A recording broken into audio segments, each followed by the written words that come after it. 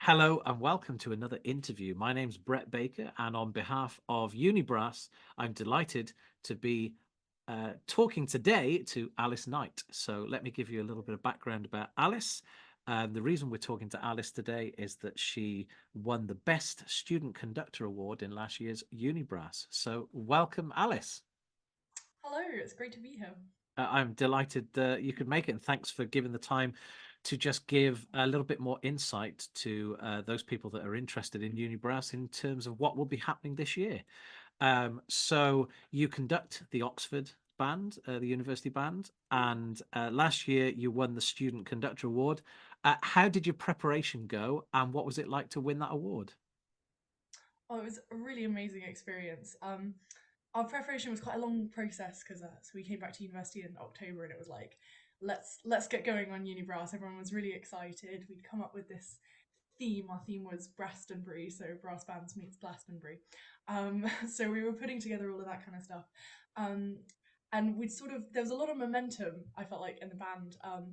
We had a really great kind of Christmas concert with I think a new record for our audience member numbers, and loads of new first years joined the band. So everyone was really excited, which was really great because it kind of meant when we got into so we come back after Christmas quite late, so we only kind of came back in like mid January.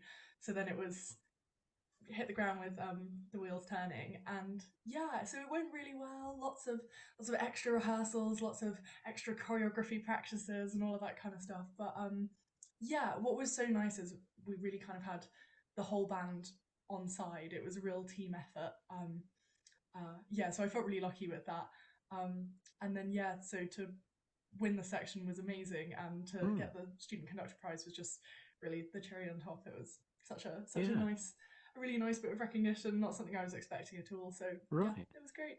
And I guess you said that you were working since October, so I guess that's the secret really, is that you put the hard work in before Christmas and then knowing there's going to be quite a long break. And so when you come back, it's almost like the pieces are old friends that you're I familiar with think them so. and it works. Yeah, no, good. Yeah, well, Well, especially having some of them kind of just like ticking over in the background, so that when you bring stuff out, people aren't going, "Oh, what's this piece?" It's yeah. I think it works.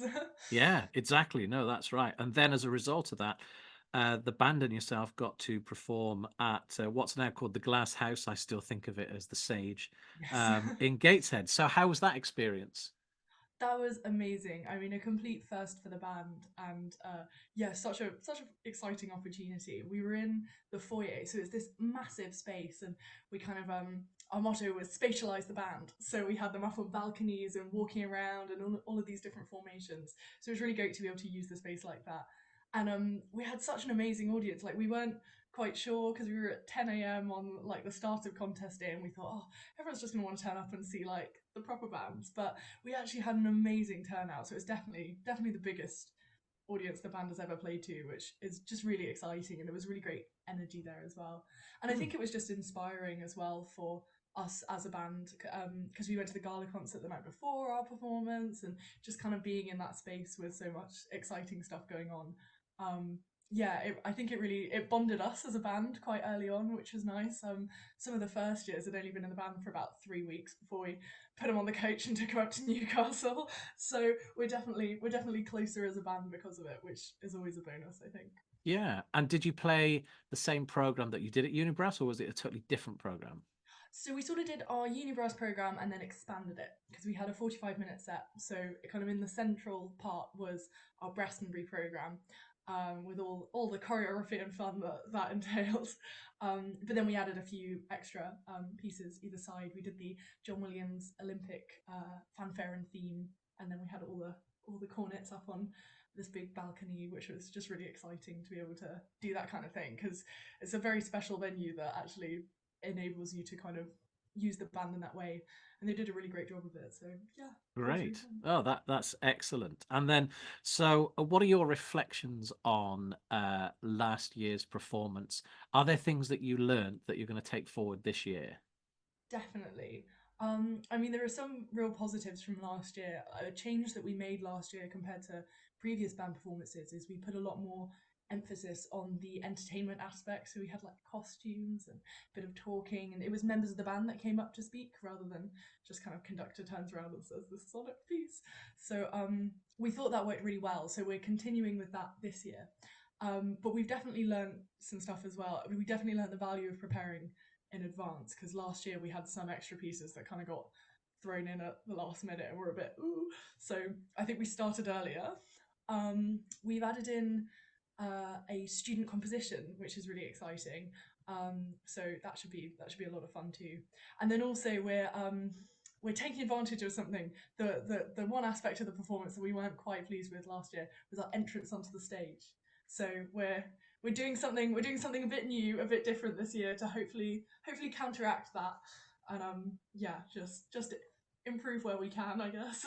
That sounds great, and it's great that you're, even though you obviously were very successful, that you're still thinking, well, there were things that we could do that were improve. Yeah, And I guess, uh, well, I guess it's going to be tough this year going up into the next section.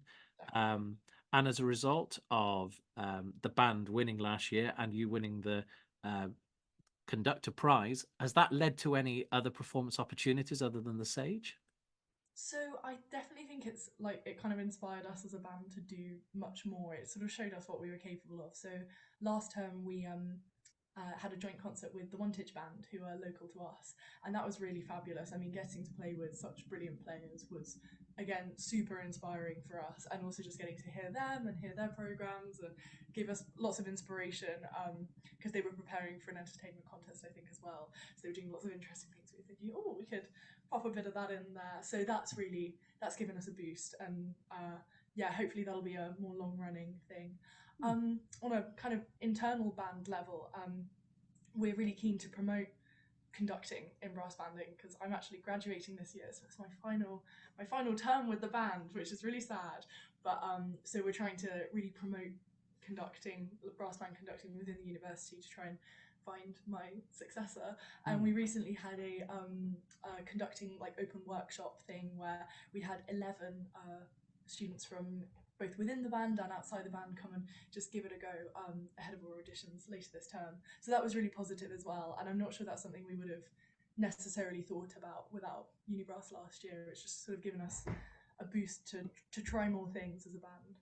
That sounds great. And so, if you could give up and coming conductors, people, as you've mentioned, you need a successor, and the band will need a successor. So, is there one thing that you could pass on to conductors that are looking to take on a band position? What one thing would you advise them to do? I think I would say make sure it's a team effort, because UniBrass for us is 100% uh, like a complete band effort. So um, I'm fortunate to have such a wonderful committee who work on running the band with me, and that just really allows us to play to our strengths, because we've got some people that are really, in fact, our president and one of our percussionists are both really involved in the drama scene here at Oxford. So that's been fantastic, actually, having people with expertise to help us organise things like the talking in between the pieces and all that kind of stuff.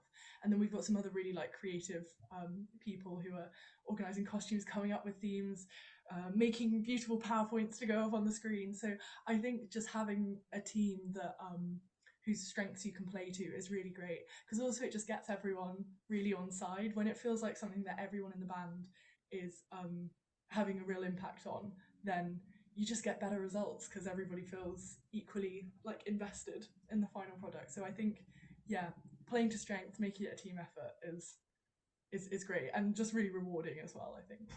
That's excellent. Well, very wise words there, Alice. Thank you very much. I'm sure people are going to be listening to this and taking interest and thinking about their performances. Good luck in the up and coming Thank you. competition.